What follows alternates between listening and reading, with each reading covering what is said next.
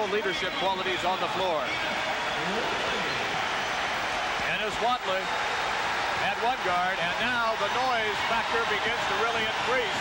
Here is the man. They call him Mr. Jordan in Chicago.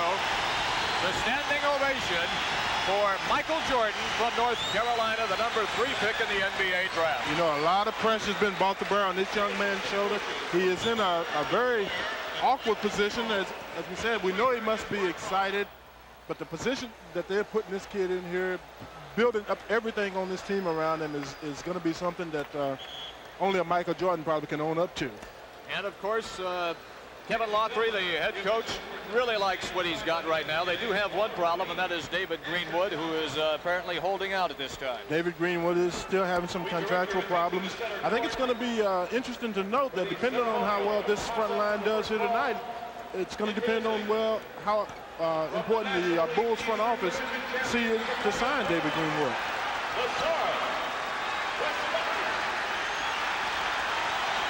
Special presentation at midcourt, as we will have the opening tap coming up for you momentarily. The officials for tonight's game are Jess Thompson and Wally Rooney. And we are just a few moments away. Here comes the ceremonial taps from the Chicago Cubs. That is Gary Matthews. And, of course, the very popular Chicago Cubs left fielder who did all he could possibly do to try to help his team beat San Diego, but they fell one game short. Not a bad year for the Cubs. No. City is definitely excited about the Cubs, about the Bears, and the Chicago Bulls hope to get them equally excited. And this game is underway, as it is Michael Jordan who comes down with the basketball. Over to Watley, and we are underway with play on the front court. Swing it to Woolridge on the far side. Round on top to Steve Johnson. Here's Jordan with his first shot of the game. Off the iron, won't drop. Rebound. Steve Johnson follows to the glass and scores. Exactly what Chicago has been hoping for from Steve Johnson. Some power inside. His back, didn't see the ball come loose. And as Watley quickly in front court to Jordan. Looking for penetration. Spin move. Hangs in the air off the glass and in. And that's what Wes and I were talking about in the pregame show. You knew it was going in. All this excitement, it had to go. Timeout has been called by the Bullets. They don't want to get this one get out of hand early. We'll take a break. 7:19 to play first quarter. The score, Bulls 16, Bullets 8. But they're playing a different role. Ricky Mahorn hustling underneath, can't get it to fall. Jordan to the hoop, hang in the air, score! Bullets want time. And the fans here at Chicago Stadium on their feet. They like what they see. 3:11 to play in this game. Chicago has once again assumed command of the contest. 98-82. Back with more action after this.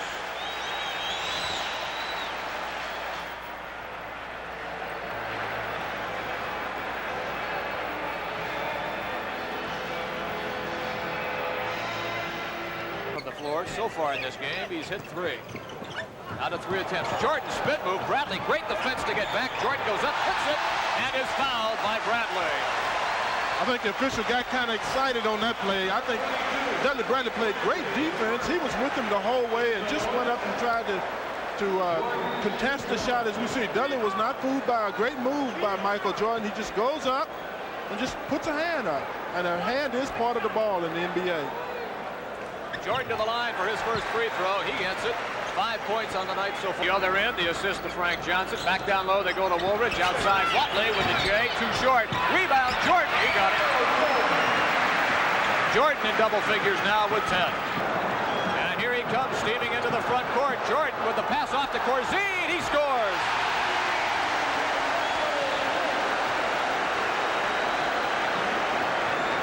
He's going to make everybody on this Chicago team look better than they actually are. He's going to make better basketball players out of all of them. Biggest lead so far of the night, 45-26. Chicago leads Washington. We'll be back.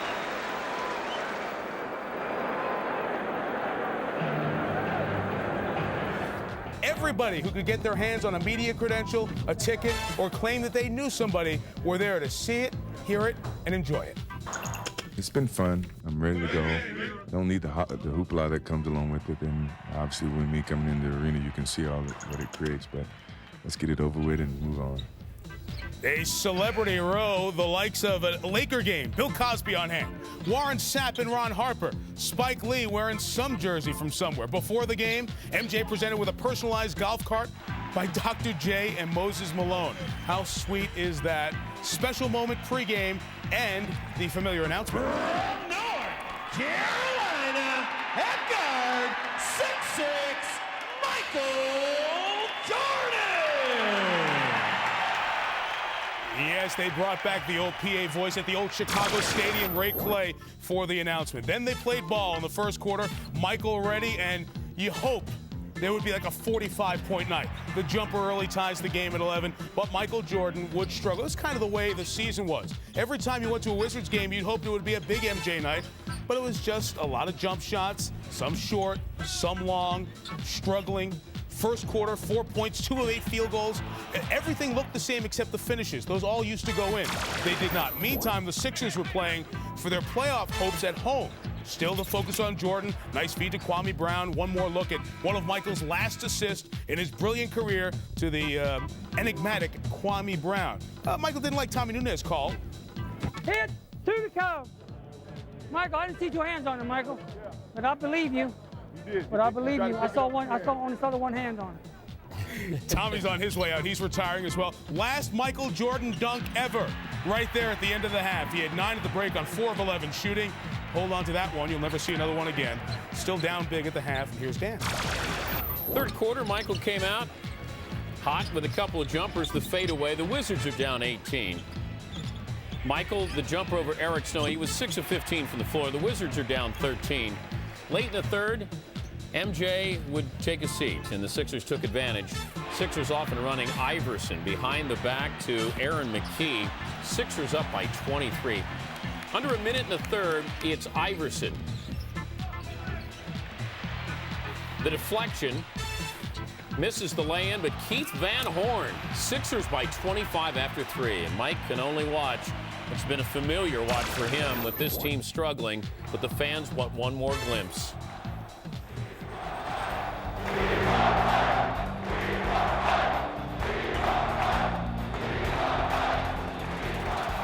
Jordan would oblige. He needed 2 more points to average 20 points for the season at age 40. And Michael Jordan, his scoring career ends with a pair of free throws. He leads to a standing ovation. A standing ovation not only from the fans, his teammates, but also from the opposition as AI applauds.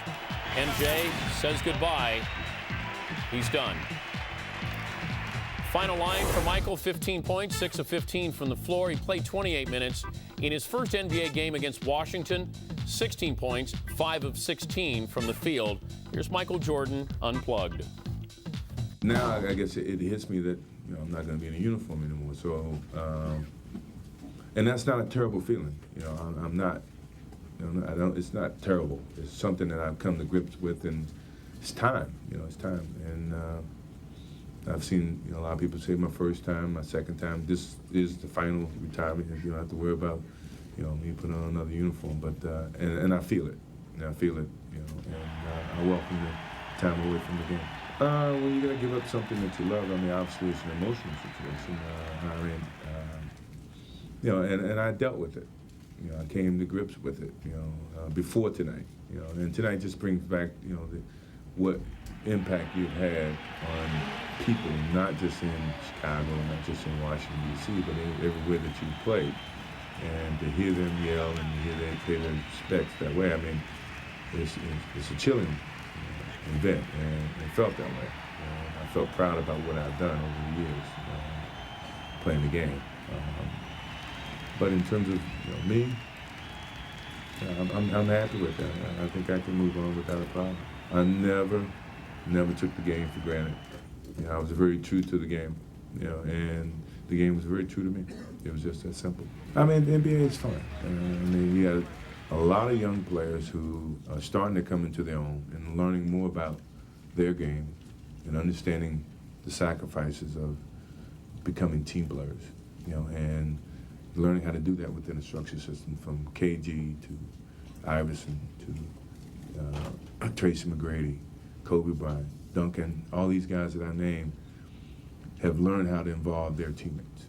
You know, and you still got some young players on the horizon who's going to continue to do that. You know, Vince, you know, those players are starting to understand that you don't do it by yourself anymore. You know, you have to involve other players, and that's the system that I want in Washington D.C. I walk away happy.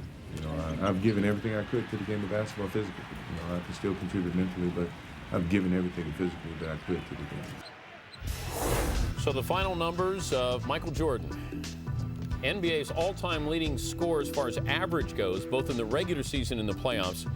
32,292 career points. That's third on the all-time list, trailing only Kareem Abdul-Jabbar and Karl Malone. Que todo aquele time foi desmontado. Nomes de destaque como Scottie Pippen e Dennis Rodman foram envolvidos em negociações com outros times e o técnico Phil Jackson deu uma pausa na carreira. Quando ele voltou, conquistou mais 5 títulos da NBA com os Los Angeles Lakers. Já Michael Jordan se aposentou.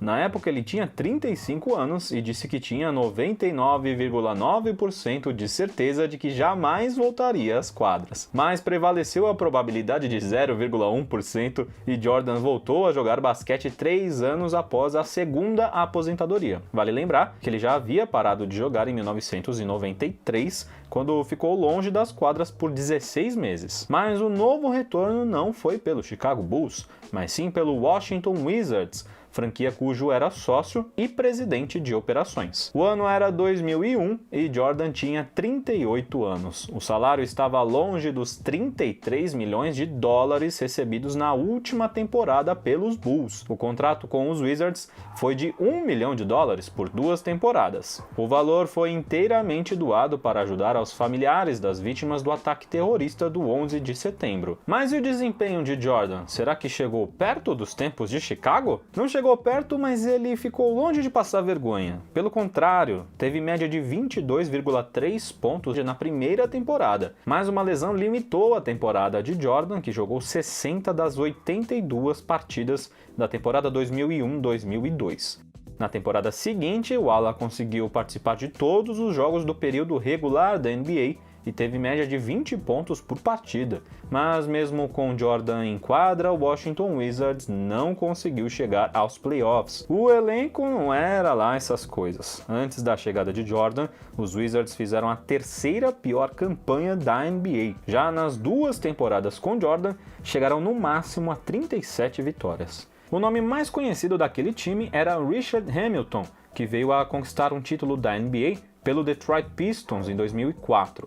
Mas outro jogador acabou ganhando os holofotes na época, não pelas qualidades, mas pela atuação abaixo do esperado. Kwame Brown foi a primeira escolha do draft de 2001. Ele foi escolhido pelo próprio Michael Jordan. O garoto tinha status de promessa e foi do colegial direto para a NBA. Mas no final das contas, ele teve o terceiro pior desempenho entre jogadores número 1 de draft, com média de 6,6 pontos por partida durante a carreira. Brown sofreu com as cobranças de Jordan, que sempre foi conhecido como um companheiro de time implacável. A lenda do basquete se aposentou de vez em 2003, aos 40 anos. Pouco tempo depois, ele foi demitido do cargo de presidente dos Wizards pelo dono da franquia, Abe Pollin. Na ocasião, Jordan disse que estava arrependido e que, se soubesse que seria demitido, não teria voltado às quadras e jogado pelos Wizards. Atualmente, Michael Jordan é dono do Charlotte Hornets, mas as conquistas como manda-chuva não lembram nem de perto